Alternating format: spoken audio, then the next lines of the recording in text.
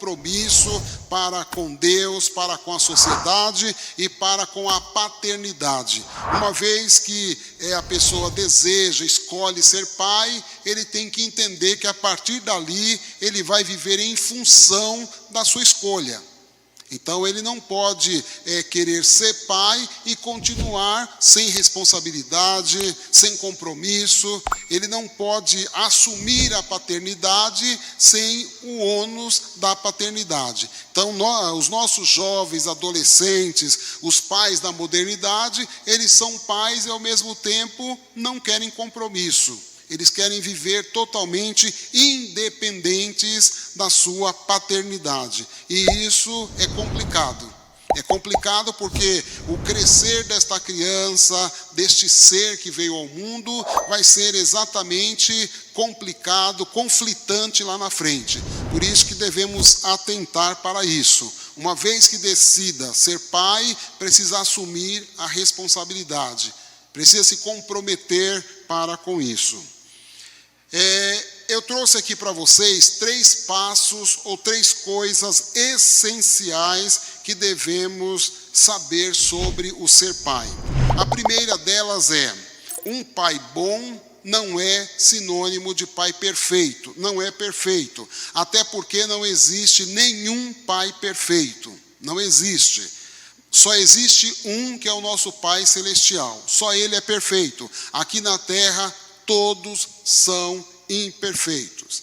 E às vezes cometemos erros, vários erros ao longo das nossas vidas. A gente vai errando, acertando, adaptando. Por isso que a Bíblia diz: aprendei uns com os outros. A gente vai vendo o erro, vai corrigindo, não cai mais naquele erro e vai melhorando a cada dia.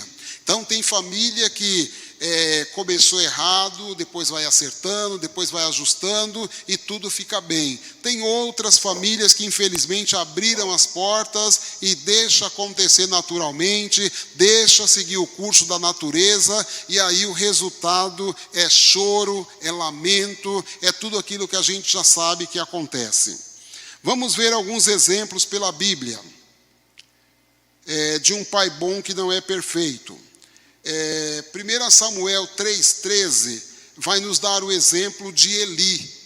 O sacerdote Eli, que todos conhecem, tinha 2 filhos, Ofni e Finéias, e esses 2 jovens, eles faziam tudo que era contra a vontade de Deus.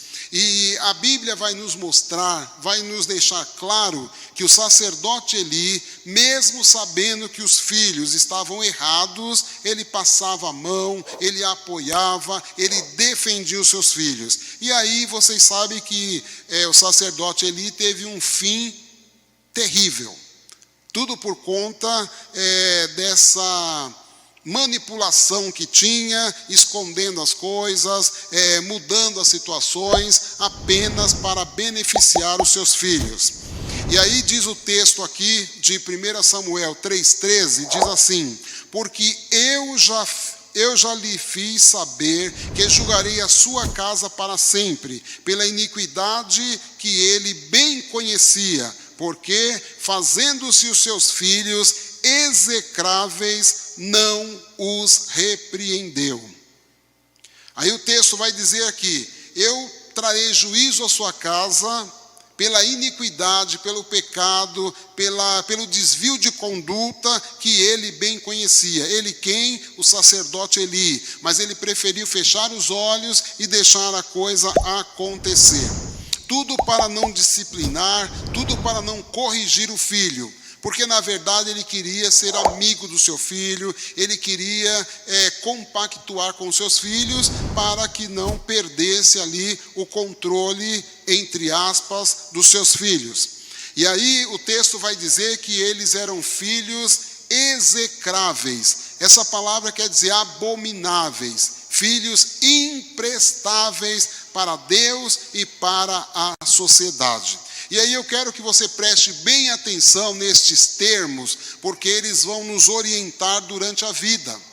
Ou corrige a criança, ou corrige o filho, ou molda o filho de acordo com a vontade de Deus, ou ele vai ficar sem limites, sem molde. Então ele vai te envergonhar lá na frente, que foi o caso aqui do sacerdote Eli. Ele preferiu correr o risco e correu, como nós sabemos. O segundo caso é Davi, que está em 1 Reis 1:6. 1 Reis 1:6 é o caso de Davi. Aqui em 1 Reis 1:6 vai dizer o seguinte: e nunca seu pai o tinha contrariado, dizendo, por que fizeste assim?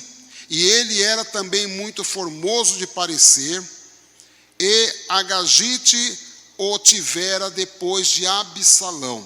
Então era um filho caçula, que foi mimado, né? O pai mimava, e aqui diz o texto que o pai nunca tinha contrariado. O meu filhinho não pode ouvir um não. Tudo o que ele quiser tem que deixar fazer, porque ele é o nosso amado. Eu amo tanto que eu não consigo dizer não para este filho. Eu não consigo contrariar o meu filho. E olha, se eu deixar ele contrariado, ele pode ficar nervoso, ele pode... E aí tem uma série de fatores que hoje nós percebemos na nossa sociedade. Pais que não disciplinam os filhos, não educam os filhos, porque têm medo da reação dos filhos. Então imagine que já teve caso que o filho ou a filha disseram, olha, se eu não namorar com fulano, se eu não ficar com fulano, eu vou fugir de casa. E aí o pai e a mãe ficam na mão do filho dizendo, tá bom filhinho, então namore. Eu vou permitir, desde que você fique comigo, fique em casa. E aí, percebam que de uma chantagem vem a outra, vem a outra e vem a outra. E este pai ou esta mãe que fica abrindo esses precedentes, essas concessões para os seus filhos, eles acabam arruinando a vida de seus filhos. Ao invés de corrigir, de ser uma bênção para os filhos, eles vão correndo o risco até que um dia a conta vem e a conta vem alta. Então nós percebemos que no Brasil, por exemplo, um grande índice de pessoas, de jovens que estão nos presídios, são jovens que foram criados sem limites. Não se colocaram nenhum limite e eles foram se envolvendo, nunca foram contrariados e no dia que foram, cometeram algum delito. No dia que alguém disse não pode, eles foram para cima e disseram, por que não pode? Mamãe disse que eu posso tudo, papai disse que eu posso tudo, papai falou que ninguém pode me obrigar a fazer nada, eu sou livre.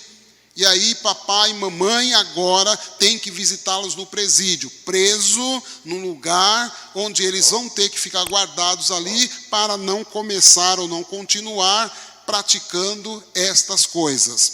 Por quê? Porque nunca foram contrariados. Eu não suporto ver o meu filhinho chorando. Eu não suporto ver a minha filhinha chorando. Ah, não, meu filho não, eu faço tudo por ele. Tudo que meu pai não fez por mim, eu faço pelo meu filho. E aí começa o problema e o erro. Que tudo é este, né? Quando tínhamos a disciplina, a vara da disciplina, a sociedade andava de forma calma. Cada um respeitava o limite do outro. Eu não fazia determinada coisa porque eu respeitava o meu próximo. E você pode perceber, claro, a olho nu, que a nossa geração, essa geração que vem agora, que está crescendo agora, é uma geração que eu faço o que eu quiser, ninguém manda em mim. É exatamente esse o discurso. Eu posso fazer o que eu quiser. Se eu cismar que eu sou um macaco, eu sou um macaco. Se eu achar que eu sou uma leoa, um leão, eu sou porque eu posso. Ninguém pode ser contrário a mim, porque o meu pai falou que eu posso ser o que eu quiser. A minha mãe também falou, ela assina embaixo. A minha mãe falou que quem se meter comigo vai brigar com ela, porque ela não permite que ninguém toque em mim. E aí, isso não é amor. Isso não é amor. Esse pacto não é um pacto de alguém que ama, porque nós vamos entender que quem ama corrige, quem ama disciplina, quem anda leva a pessoa para entender, para amadurecer e para ter um bom discernimento da vida. Então veja que Davi teve problema porque nunca quis contrariar o seu filhinho.